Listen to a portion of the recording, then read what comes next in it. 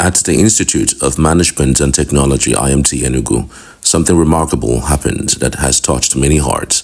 The Deputy Rector, Dr. Patrick Chukwuemeka Ejim, was in the middle of a lecture with his HND final year students of Business Administration and Management when suddenly the class took a different turn. One student boldly carried the table to the center of the room. A surprise. Dr. Ejim asked, "What is this?" Before he could even finish his question, another student walked up and placed a gift on the table. Then one by one, more students followed, dropping their presents, singing birthday songs, and filling the room with cheers. In that moment, Dr. Ejim could not hold back his emotions. Tears welled up in his eyes, not just because it was his birthday, but because his students chose to honor him in such a powerful way. Why does this story matter? Because in many Nigerian campuses, the sad reality is that students often face extortion and sextortion from lecturers who demand money or favors for grades. But Dr. Ejim has built a reputation for something different: integrity, fairness, and genuine care for the students. This birthday surprise wasn't just about marking another year. It was a loud message from the students. We value honesty, we celebrate goodness, and we reward those who do right by us. In a country where negative headlines about education dominate the news, this viral moment from IMT Enugu reminds us that there are still lecturers worth celebrating and that integrity is a legacy worth leaving behind. If this story touched you, don't just watch and scroll. Share this video to celebrate Dr. Ejim and every teacher who chooses integrity over corruption. Let's reward good deeds and inspire others to do the same. The mechanism, whatever you have as a mechanism is what you are going to use to do your export. Are we sure? Yeah. So find what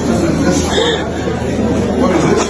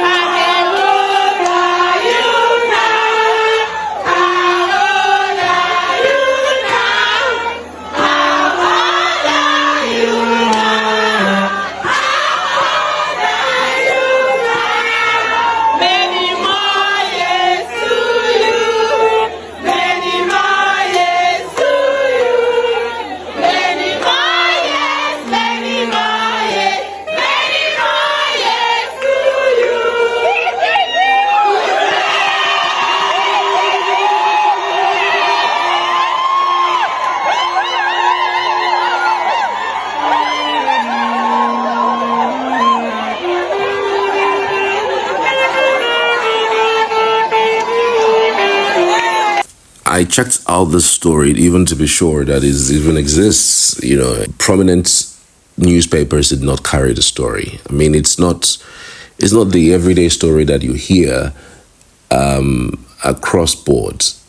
But I tell you what, if this was a story that is about a lecturer who extorted the students, whether because he wanted sex in exchange for grades, or he, increased the price of his book, or asked students to buy his book, or else they're going to fail, I'm sure that by now we would have been reading it in the front pages of the Punch. By now he would have even lost his job. By now, in fact, he would have been on the run. People would have deserted him. His name would have been everywhere on social media about how lecturers extort and sextort students. But because it's not the kind of story that you want to carry on your papers, or you want to tell on TVs or on radios, in order to inspire others. No, it's not the type. You tell this kind of stories, people just flip through and go on with their lives. It's always a negative story that sells the most. But this one, positive stories, impacting lives, standing strong and firm in the eyes of, implicating scenes and moves, and sometimes students even deliberately do these things in order to put you into trouble. In this day and age where, if it is practically not about the story of how somebody extorted somebody, how lecturers prey on students, it wouldn't make the headlines. Frankly, it wouldn't. These are the kinds of stories that don't make headlines. They just go away. But here we are, really. I mean, like it or leave it, these types of people needs to be celebrated. I know, well, in some way in your heart you would say, what were you expecting? Are you expecting us to clap for somebody who is are we supposed to clap for somebody who has done their job? I mean, it's their job to impact on lives, right? It's their job to be role models. It's their job to, do good, right? It is. Well, yeah, it is their job. But then again, we know how this goes. It is also the jobs of other people who fall prey, or those who decide to go the other way, to do the needful. After all, everybody blames all the situation that we faced on the economy. The economy is always the only place to lay all the curse and all the blame on what's going on. I mean, for the life of me, this lecturer would have been a bad person. Who cares, really? He would have, found a way around making more money for himself. He probably will also be somebody who care less about the future of the students and decide, A is for God, B is for me, C, then you can start getting C's, and down there, he could have been that kind of lecturer. So there are people who are like that and nothing happens. They are still, having their jobs. I know of a story that happened in Enugu some time ago. I think it was last year or 2 ago or so. 4 lecturers were dismissed, and they were dismissed for misconduct, even though the institution did not come out straight to say what it was. But it was misconduct because they were, at every point in time, warned about what they were doing. 2 were dismissed for sextortion. The other 2 were dismissed for extorting monies from students in order to pass them into the next class. And that evidence was brought into the fore, and they were asked to go. But again, one of the things I also wanted to say about that is that when these lecturers are dismissed, like that particular story I was telling you, it was so shocking that, do you know that the institution did not even say the name of these lecturers?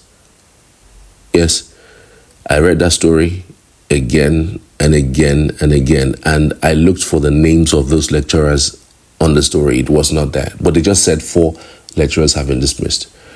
And guess what would happen? These lecturers would walk into another institution. Yes, freely. And as it stands, there isn't any lecturer in Nigeria today that works with just one institution. One would work with a government firm, or another leg will be in the private firm. And because they know that these institutions are in deficit of lecturers, they misbehave a lot. They do anyhow. And some of them show up to school just once in a week. Some don't even show up in a particular week. Some show up just once in a month, and they are paid, monthly salaries in these institutions. Yes. We all went through universities. We know our lecturers. We know lecturers who are basically those who come in early, those who are committed to their jobs. We know the ones that are working in three institutions, and some of them don't even hide it. I don't even know how to what extent is even legal or illegal, because like it or leave it, you cannot be working with one institution or you cannot be working with 5 different institutions and claim you are giving them all your attention. It's not possible. It is not possible. There are people who do it, even though I know there are no rules and regulations that guides that, but we see how students can, or how lecturers can be distracted when it comes to things like that. So sometimes the institutions also have a role to play. To ask yourself, why would an institution not tell the public that they dismissed a certain lecturer, the name of the lecturer, what they did, and the need for any institution who's looking to hire lecturers, be careful and be wary of these people? You see how short-lived this so-called punishment is, and how are we even sure that they were really dismissed? Because the story was just that 4 lecturers has been dismissed from ESUT. I know I did that story on this channel. Maybe if you can search it. I know I did that story, but and I was harping on the fact that they did not mention the name of these lecturers, and it makes no sense. When you do that, the next lecturer, seeing what has happened, will be careful, will not be able to do what these lecturers had done, or knowing what the conduct of these lecturers are, they're threading softly.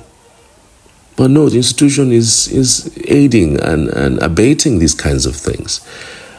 So I'm calling on the institutions right now. I mean, these are the kinds of people that must be rewarded if they are in your space. You reward them to the extent that other lecturers will start thinking of doing good and making sure they don't extort people in order to pass them or to give them grades. So I would suggest that institutions embark on these kinds of things. Just like you give awards to several individuals, politicians who are mostly criminals. You honor them with national honors, your university honors, doctorate and the likes. I mean, it's about time for us to start even looking inwards with what our lecturers have done, distinguished themselves, and give them some of these awards, because they've distinguished themselves in the way and manner that they've expressed themselves in terms of offering the best of integrity, to the students that they basically teach.